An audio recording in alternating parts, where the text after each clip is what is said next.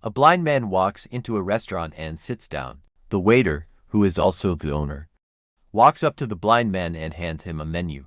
"I'm sorry, sir, but I am blind and can't read the menu.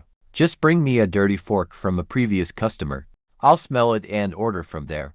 A little confused, the owner walks over to the dirty dish pile and picks up a greasy fork. He returns to the blind man's table and hands it to him. The blind man puts the fork to his nose and takes in a deep breath. "Ah, yes, that's what I'll have, meatloaf and mashed potatoes." Unbelievable, the owner thinks as he walks towards the kitchen. The cook happens to be the owner's wife. He tells her what had just happened. The blind man eats his meal and leaves. Several days later, the blind man returns and the owner mistakenly brings him a menu again.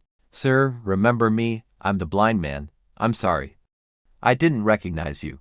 I'll go get you a dirty fork." The owner retrieves a dirty fork and brings it to the blind man. After another deep breath, the blind man says, "That smells great. I'll take the macaroni and cheese with broccoli," walking away in disbelief. The owner thinks the blind man is screwing around with him and tells his wife that the next time the blind man comes in, he's going to test him. The blind man eats and leaves. He returns the following week, but this time the owner sees him coming and runs to the kitchen. He tells his wife, "Mary, rub this fork on your panties before I take it to the blind man." Mary complies and hands her husband the fork. As the blind man walks in and sits down, the owner is ready and waiting. "Good afternoon, sir.